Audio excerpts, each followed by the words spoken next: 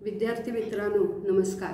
आपण मागील भागामध्ये वर्तुळामध्ये स्पर्श वर्तुळांचं प्रमेय तसेच स्पर्श वर्तुळे म्हणजे टचिंग सर्कल्स, कंसांची एकरूपता, कॉन्ग्रुअन्स ऑफ आर्क, कंसांच्या मापांच्या बेरजेचे गुणधर्म आणि एकाच वर्तुळातील एकरूप जीवाचे प्रमेय आणि एकाच वर्तुळातील एकरूप कंसांचे प्रमेय यांचा अभ्यास केला। आज आपण अंतर्लिखित कोन, इन्स्क्राइब्ड एंगल, इंटरसेप्टेड आर्क, अंतर्लिखित कोनाचे प्रमेय, थेरम ऑफ इन्स्क्राइब्ड एंगल, चक्रीय चौकोन, चक्रीय चौकोनाचे प्रमेय आणि त्याचा व्यत्यास, cyclic quadrilateral, theorem of cyclic quadrilateral and converse theorem आणि त्यावरील उदाहरणे अभ्यासणार आहोत। आता आपण अंतर्लिखित कोन म्हणजे काय, इन्स्क्राइब्ड एंगल बघा। याच्यामध्ये आकृती दाखवलेली आहे। सी केंद्र असलेलं वर्तुळ आहे। ए आणि बी हे या कंसाचे काय आहेत तर अंत्यबिंदू आहेत। बघा प्रथमतः मी ह्याची व्याख्या बघा। आकृतीत केंद्र सी असलेले एक वर्तुळ आहे। कोन PDQ चा शिरोबिंदू डी या वर्तुळावर आहे। कोनांच्या भुजा DP व DQ वर्तुळाला अनुक्रमे A व B मध्ये छेदतात। अशा कोनाला वर्तुळात किंवा कंसात अंतर्लिखित केलेला कोन म्हणतात। In figure C is the centre of the circle. The vertex D of angle PDQ lies on the circle. The arms of angle PDQ intersect the circle at A and B. Such an angle is called an angle inscribed in the circle or in the arc. आता इथं C केंद्र असलेलं वर्तुळ आहे। इथं आपण जर बघितलं तर PDB हा कोन आहे।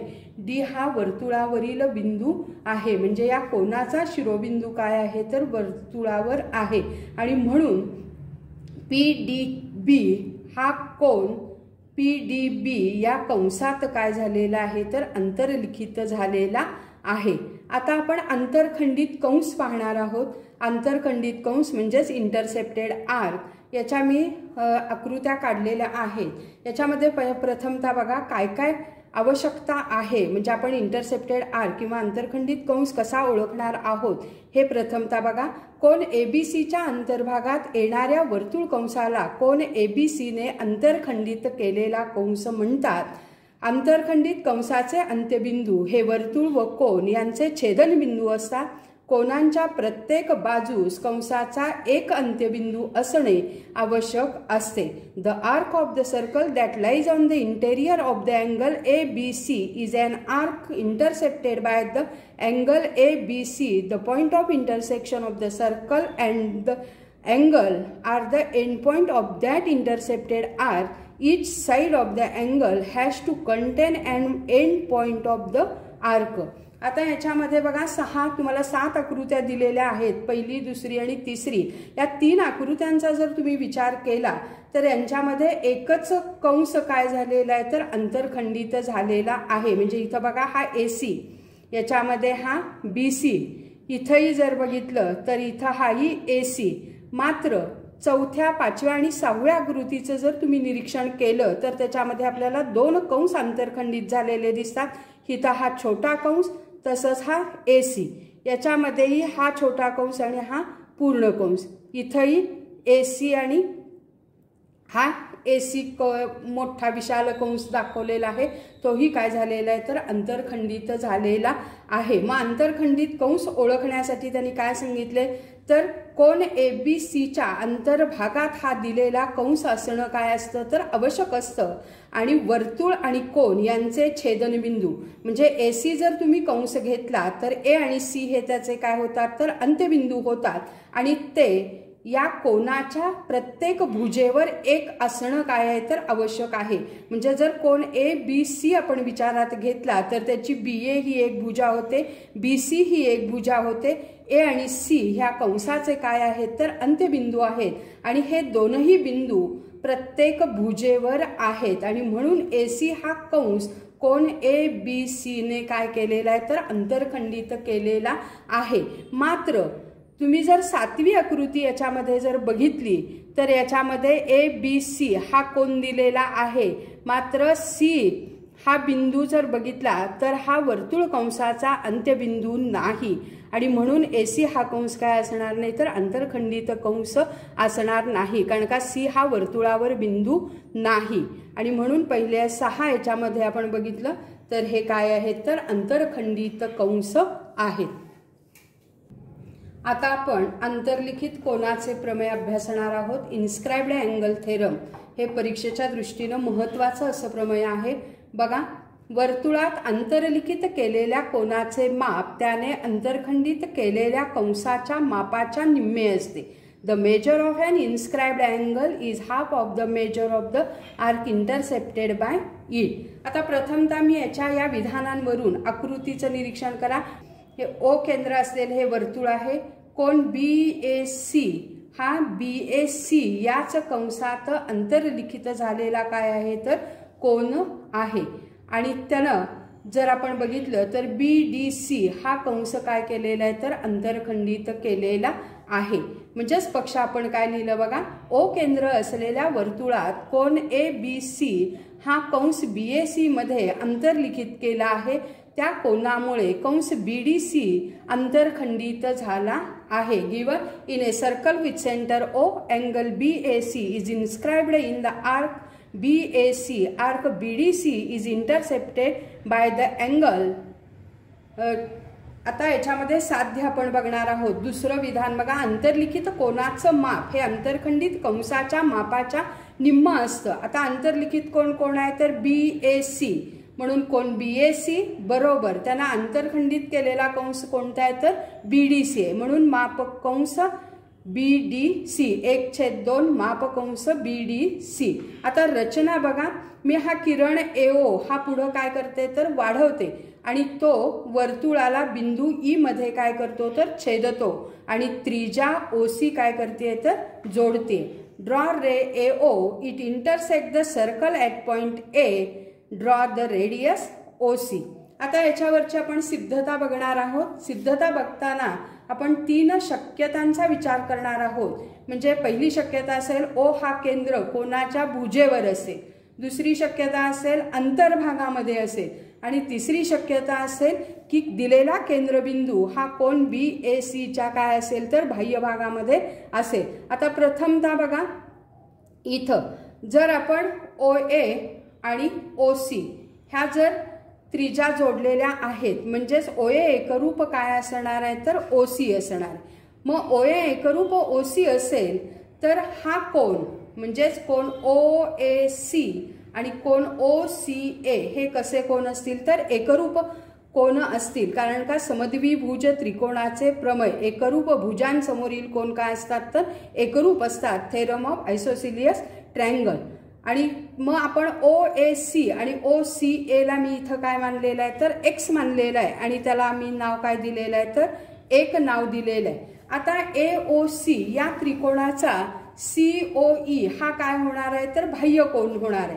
मग बाह्य कोनाचं माप हे त्याच्या दूरस्थ अंतरकोनांच्या मापांच्या बेरजे इतकं असतं आणि म्हणून तो नियम मी इथं काय करते तर वापरते आणि म्हणून कोन EOC बरोबर OAC अधिक OCA त्रिकोणाच्या बाह्य कोनाचे प्रमेय म्हणजेच काय म्हणणार आहे एक्सटेरियर अँगल ऑफ ट्रायंगल म्हणजेच x अधिक x बरोबर काय येणार आहे तर 2x येणार आहे. मात्र इथं AOC चा जर तुम्ही विचार केला तर हा काय होणार आहे तर केंद्रीय कोन होणार आहे म्हणजेच EOC is a central angle आणि म्हणून केंद्रीय कोनाचं माप हे त्याच्या संगत लघु कंसा इतकं असतं आणि म्हणून तुम्ही इथं EC कंस जो दिलेला आहे त्याचं मापही काय येणार आहे तर 2x येणार आहे.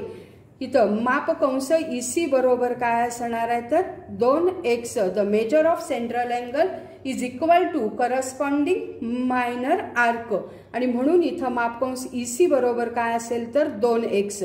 मग आता मी 1 आणि 2 इथं जर विचार केला तर OAC काय आलेला आहे x आलेला आहे आणि इथं कंस EAC काय आलेलं आहे तर 2x आलेला आहे. मग OAC म्हणजेच कोण आहे कोण EAC कोण तोच आहे, फक्त नाव मात्र काय आहेत तर भिन्न आहेत आणि म्हणून मी OAC बरोबर EAC बरोबर 1/2 EC 1/2 EC म्हणजेच ECच्या निमपट कोण आहे तर OAC आणि म्हणून मी इथं काय केलेलं आहे तर मांडलेलं आहे आणि या समीकरणाला मी नाव दिलेलं आहे 3 समीकरण जर तुम्ही विचारात घेतलं तर कोणाच्या भुजेवर काय आहे तर वर्तुळ केंद्र आहे म्हणजे वर्तुळ केंद्र भुजेचे कोणाच्या एका भुजेवर असताना आपल्याला अंतर्लिखित कोनाचं माप हे त्यानं अंतरखंडित केलेल्या कंसाच्या मापाच्या निम्म असतं हे इथं आपण काय केलेलं आहे तर दाखवलेलं आहे।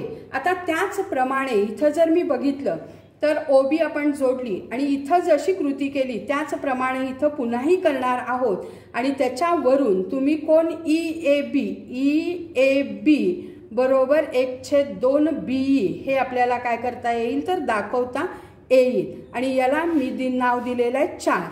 आता याच्यामध्ये बघा 3 आणि 4चा जर विचार केला तर मी 3 आणि 4 यांची काय करते तर बेरीज करते म्हणजे डाव्या बाजूमध्ये मी इथं काय केलेली आहे डावी बाजू मिळवलेली आणि उजव्या बाजूमध्ये इथं काय केलेली आहे तर उजवी बाजू मिळवलेली आहे आणि म्हणून EAC अधिक EAB बरोबर 1/2 माप कंस EC अधिक 1/2 माप कंस BE।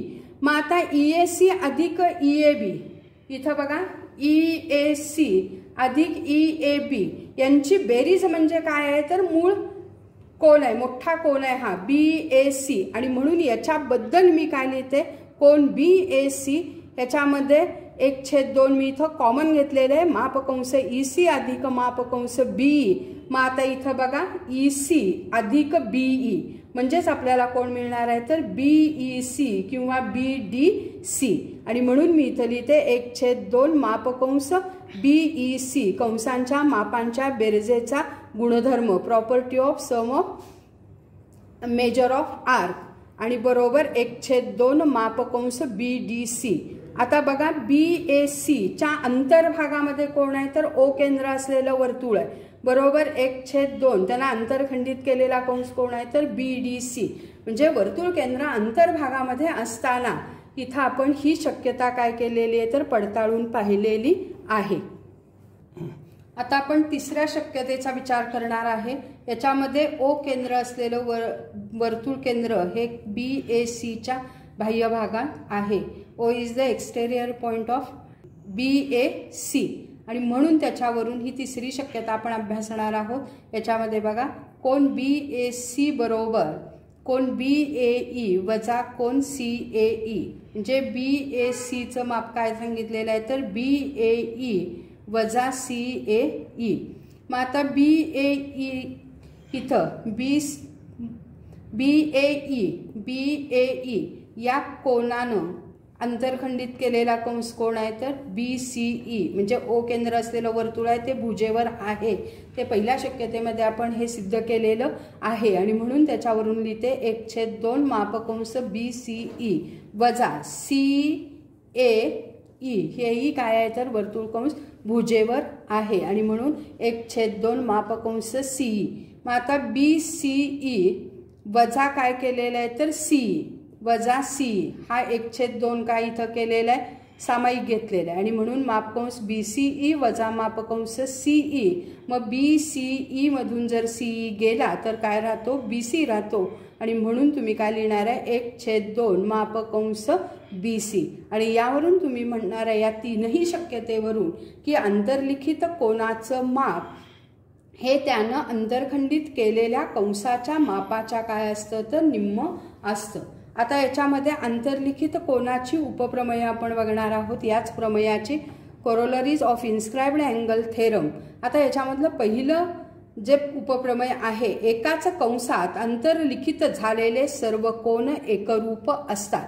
आता याच्यामध्ये मी इथं आकृती काढलेली आहे C केंद्र असलेलं वर्तुळ आहे याच्यामध्ये PQR आणि PSR हे दोनही कोन एकाच कंसात काय झालेले तर अंतर्लिखित झालेले आहेत म्हणजे PQRSR या कंसात काय झालेले तर अंतर्लिखित झालेले आहेत। मग आता या दोनही कोनांनी अंतरखंडित केलेला कंस कोण आहे तर PR आहे। मग PRच्या निम्म माप याचं असतं म्हणजे PRच्या इथंही निम्म माप काय असतं या एस कोनाचं असतं आणि म्हणून क्यू आणि एस हे दोनही कोन काय असले पाहिजेत तर समान असले पाहिजेत. म्हणजेच तुम्ही म्हणता एकाच कंसात अंतर्लिखित झालेले कोन हे काय असतात तर एकरूप असतात. Angle inscribed in the same arc are congruent. आता दुसरं सांगितलंय अर्धवर्तुळात अंतर्लिखित झालेला कोन काटकोन असतो. आता AC हा काय आहे तर व्यास आहे आणि या व्यासामुळं या वर्तुळाचं दोन समान भागांमध्ये काय होतं विभाजन होतं. म्हणून AC हा काय होणार आहे अर्धवर्तुळ. मग अर्धवर्तुळाचं माप किती असतं 180 अंश असतं. मग 180च्या निम्मा कोण असणार आहे कोण ABC आणि म्हणून कोण ABCचं माप किती असणार आहे तर 90 अंश. आणि म्हणून तुम्ही म्हणता की अर्धवर्तुळात अंतर्लिखित झालेला कोन काय असतो तर काटकोन असतो. Angle inscribed in a semicircle is a right angle. आता आपण अंतर्लिखित कोनाचं प्रमेय जे पाहिलेलं आहे थेरम ऑफ इन्स्क्राइब्ड अँगल त्याचं उदाहरण पाहणार आहोत. इथं बघा उदाहरण सांगते. आकृतीमध्ये केंद्र O असलेल्या वर्तुळाच्या जीवा AB व ABची लांबी वर्तुळाच्या त्रिज्या एवढी आहे तर कोन AOB कोन ACB कंस AB व कंस ACB यांची मापे काढा. In figure, in a circle with center O, length of the chord AB is equal to the radius of the circle. Find the measure of each of the following angle AOB, angle ACB, arc AB, arc ACB. C केंद्र हिथं O केंद्र असलेलं वर्तुळ आहे. आता AB ही काय दिलेली आहे जीवा दिलेली आणि या जीवेची लांबी काय आहे तर त्रिज्या एवढी आहे. म्हणजे आपण त्रिकोण AOB जर विचारात घेतला तर याच्या तीनही भुजा कशा होतात तर समान मापाच्या होतात आणि म्हणून आपण काय म्हणणार आहे त्रिकोण AOB हा काय आहे तर समभुज त्रिकोण आहे. Triangle AOB is a equilateral triangle आणि म्हणून कोण AOBचं माप किती असणार आहे तर 60 अंश असणार आहे. आता याच्यामध्ये AOB हा कसला कोन झाला तर केंद्रीय कोन म्हणजे सेंट्रल अँगल आहे आणि म्हणून केंद्रीय कोनाचं माप हे त्याच्या लघुकंसा इतके असतं. म्हणजेच measure of central angle is equal to measure of corresponding minor arc आणि म्हणून माप कंस AB बरोबर काय असणार आहे तर 60 अंश. म्हणून कंस AB बरोबर 60 अंश. आता याच्यामध्ये आपल्याला कोण ACBचं माप विचारले. कोण ACB हा काय झालेला आहे कंस ACB मध्ये अंतर्लिखित झालेला कोण आहे. त्यांना अंतरखंडित केलेला कंस कोणता आहे AB आहे. म्हणजेच इथं तुम्ही काय म्हणणार आहे एक कोण ACB बरोबर 1/2 माप कंस AB अंतर्लिखित कोनाचे प्रमेय इन्स्क्राइब्ड अँगल थेरम बरोबर 1/2 माप कंसाची किंमत आपण किती काढली 60 अंश काढली म्हणून ती मी इथं 60 अंश घालते. याला जर 2 ने भागलं तर किती येणार आहे तर 30 अंश. आता काय काढणार आहे माप कंस ACB. आता माप कंस ACB हा कसला कंस आहे विशाल कंस आहे आणि म्हणून त्याचं सूत्र आपण वापरणार आहोत. विशाल कंसाचे माप बरोबर 360 वजा लघु कंसाचे माप. Measure of arc ACB is equal to 360 minus measure arc AB. मग आता वर्तुळाचं माप किती असतं 360 संगत लघु कंसाचं माप म्हणजेच measure of minor arc is equal to 30 degree. म्हणून 360 वजा 30 जर तुम्ही केलं तर ते किती येणार आहे तर 330 येणार आहे. आता आपण याच्यामध्ये चक्रीय चौकोन कशाला म्हणतो ते आधी सुरुवातीला बघणार आहोत. Cyclic quadrilateral. आता इथं ABCD हा काय केलेला आहे चौकोन. या चौकोनाचे हे 4 काय आहेत तर शिरोबिंदू आहेत. हे 4ही शिरोबिंदू एकाच वर्तुळावर आहेत आणि म्हणून या चौकोनाला तुम्ही काय म्हणता तर चक्रीय चौकोन. आणि म्हणून चौकोनाची व्याख्या बघताना चौकोनाचे 4ही शिरोबिंदू एकाच वर्तुळावर असतील तर त्या चौकोनाला चक्रीय चौकोन म्हणतात. If all vertices of a quadrilateral lie on the same circle then it is called the cyclic quadrilateral. आता याच्यावर आधारित जे प्रमेय आहेत ते आपण इथं काय करणार आहोत तर अभ्यासणार आहोत. आता ते प्रमेय बघा काय आहे त्याचं विधान इथं दिलेलं आहे. चक्रीय चौकोनाचे सम्मुख कोन परस्परांचे पूरक कोन असतात. Opposite angles of cyclic quadrilateral are supplementary. पूरक असतात म्हणजेच त्यांच्या कोनांच्या मापांची बेरीज किती असते तर 180 अंश असते। आता याच्यावरून आपण सुरुवातीला काय लिहिणार आहोत तर पक्ष लिहिणार आहोत। मग पक्षामध्ये काय दिलेलं आहे की दिलेला चौकोन हा काय आहे तर चक्रीय आहे आणि म्हणून चौकोन ABCD हा काय आहे तर चक्रीय चौकोन आहे। म्हणजेच तुम्ही गिवन काय लिहिणार आहे quadrilateral ABCD is a cyclic quadrilateral. आता साध्य जर तुम्ही बघितलं तर बघा सम्मुख कोन, आता B चा सम्मुख कोन कोणाला D, A चा सम्मुख कोन कोणाला C, म्हणजेच अपोजिट अँगल्स आर सप्लिमेंटरी। आता याच्यामध्ये बघा इथं angle B plus angle D is equal to 180 degree, angle A plus angle C is equal to 180 degree. म्हणजेच जे विरुद्ध कोन आहे समोरासम्मुख कोन जे आहेत त्यांची बेरीज ही काय असते तर 180 अंश असते। आता सिद्धता बघा याच्यामध्ये कोन ADC हा काय झालेला आहे तर ADC याच कंसात काय झालेला आहे अंतर्लिखित झालेला कोन आहे आणि त्यानं कंस ABC हा काय केलेला आहे तर अंतरखंडित केला आहे। Arc ABC is intercepted by the inscribed angle ADC। आता त्याचप्रमाणे तुम्ही ABC हा जर कोण विचारात घेतला तर ABC हा ABC याच कंसात काय झालेला आहे तर अंतर्लिखित झालेला आहे आणि त्यानं ADC हा कंस काय केलेला आहे तर अंतरखंडित केलेला आहे। म्हणजे मगाशी आपण जे प्रमेय पाहिलं त्यानुसार कोन ABC बरोबर 1/2 मापकंस ADC कंसात काय असेल अंतर्लिखित कोनाचे प्रमेय। आता मी वरच्या या समीकरणाला 1 नाव दिलं, खालच्या समीकरणाला काय केलेलं आहे तर 2 नाव दिले। आता 1 आणि 2 जर आपण बघितलं तर मी यांची दोन्हींची काय करते तर बेरीज करते, म्हणजे डाव्या बाजूमध्ये डावी बाजू मिळवते, उजव्या बाजूमध्ये काय करते तर उजवी बाजू मिळवते। आता बघा म्हणून कोन ADC अधिक कोन ABC बरोबर 1/2 मापकंस ABC अधिक 1/2 मापकंस ADC। आता 1/2 इथं काय केलेलं आहे सामायिक काढलेलं आहे आणि म्हणून काय येणार आहे मापकंस ABC अधिक मापकंस ADC।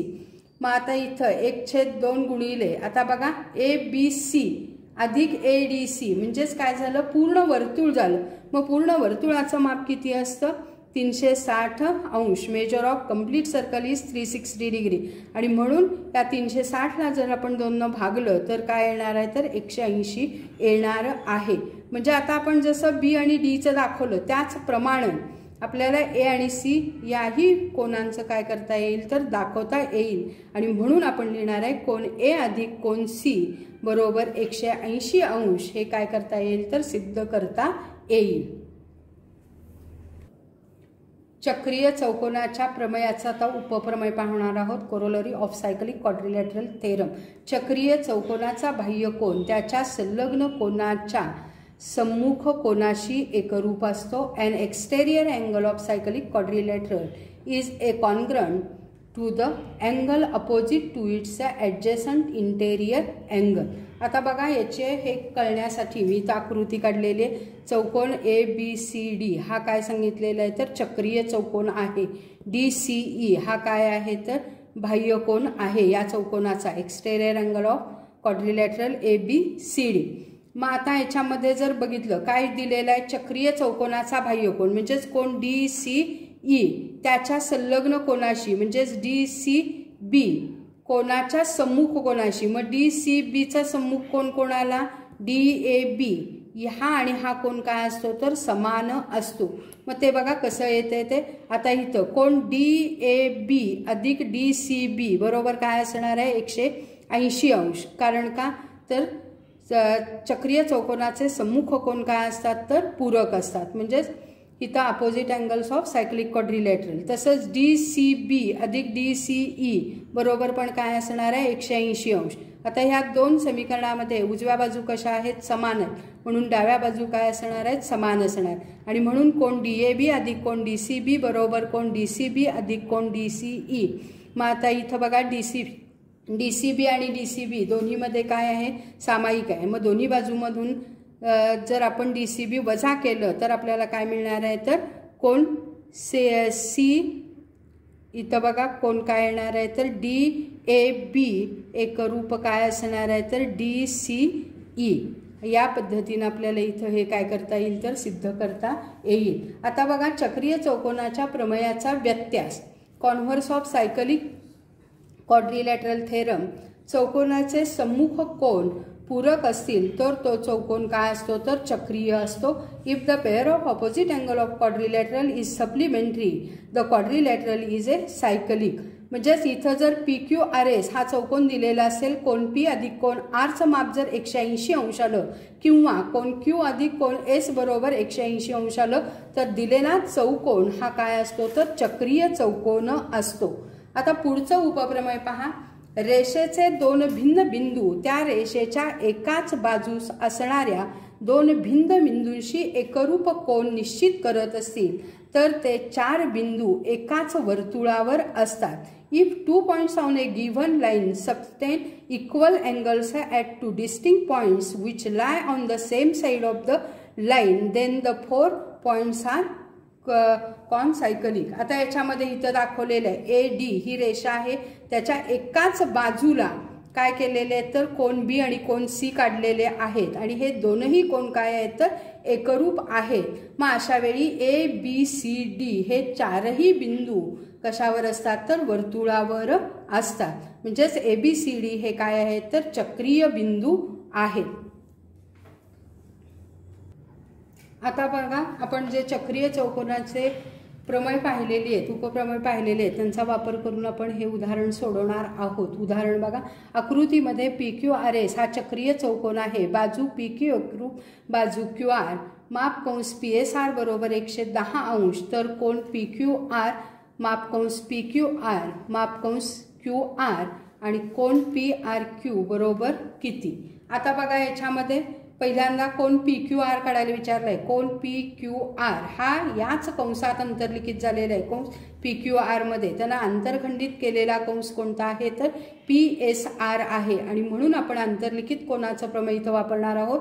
कोन PQR बरोबर 1/2 माप कंस PSR, 1/2 PSR चं माप आपल्याला किती दिलेलं आहे तर 110, 110 ला जर 2 न भागलं तर इथं किती येणार आहे तर 55 अंश। आता माप कंस PQR जर हा 110 असेल तर याचं माप काढणार आहोत। इथंही आपण विशाल कंसाचं मापाचं हे वापरणार आहोत, सूत्र वापरणार आहोत। विशाल कंसाचे माप बरोबर 360 वजा संगत लघु कंसाचे माप, मग माप कंस PQR बरोबर 360 वजा माप कंस PSR आणि म्हणून 360 वजा PSR चं माप किती आहे 110 आणि म्हणून हे काय आलेलं आहे तर 250 अंश। आता बघा याच्यामध्ये बाजू PQ आणि बाजू QR ह्या तुम्हाला ह्या जीवा ज्या दिलेल्या आहेत त्या काय आहेत तर एकरूप जीवा आहेत। मग याच्या आधीच्या आपण प्रकरणामध्ये इथं की जर जीवा एकरूप असतील तर त्यांचे संगत कंस हे काय असतात तर एकरूप असतात आणि म्हणून इथं मापकंस PQ बरोबर मापकंस QR, कारण का एकरूप जीवांचे कंस काय असतात तर एकरूप असतात। Corresponding arc of congruent chords are congruent. आता मापकंस PQR बरोबर मापकंस PQ अधिक मापकंस QR। आता याच्यामध्ये बघा दोनही कंस कसे आहेत तर समान मापाचे आहेत आणि म्हणून मी QR बद्दल काय लिहिते PQ आणि म्हणून PQ अधिक PQ काय येणार आहे 2 मापकंस PQ। मग आता हे 2 इथं गुणाकारात आहे, इकडे गेल्यावर काय होतील भागाकारात, म्हणून मापकंस PQ बरोबर काय येईल तर 125 अंश। आता बघा कोन PRQ चं माप तुम्ही काढणार आहे, कोन PRQ।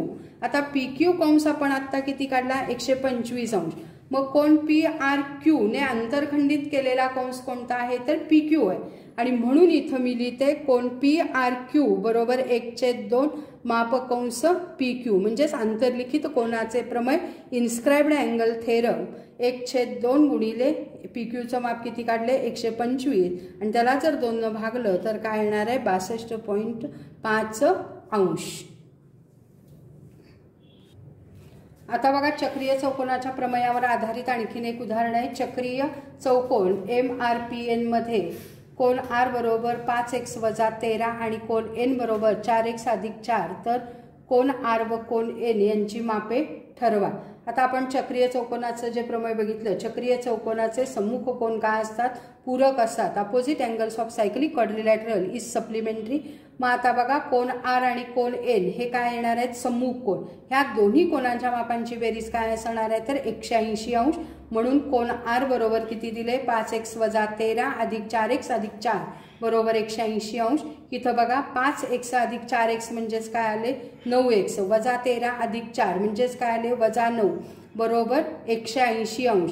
इथं -9 आहे डाव्या बाजूला, ते उजवीकडे गेले की काय होणार आहेत, अधिक होणार आहेत. म्हणून 180 अधिक 9 बरोबर काय येणार आहे 189. म्हणून 9x बरोबर काय येणार आहे 189. मग 9 इथं गुणाकारात आहेत, ते इकडं काय होतील भागाकारात जातील. म्हणून x बरोबर 189/9 बरोबर काय येणार आहे 21 अंश. मग आपल्याला इथं x ची किंमत मिळालेली आहे 21 अंश. म्हणून कोन आर बरोबर आपल्याला काय दिले 5x - 13. मग याच्यामध्ये जर किंमत घातली तर 5 गुणिले 21 किंवा 21 गुणिले 5 वजा 13 म्हणजेच 21 5 75 असे वजा 13 बरोबर काय आलं 92 अंश. आणि कोन एन बरोबर 4x अधिक 4 4 गुणिले 21 अधिक 4 84 अधिक 4 बरोबर 88. म्हणजे या दोन्हींची बेरीज केली तर ती काय येते तर 180 अंश येते. आणि म्हणून तुम्ही चक्रीय चौकोनाच्या सम्मुख कोनाचे गुणधर्म वापरून हे उदाहरण काय करणार आहोत तर सोडवणार आहोत.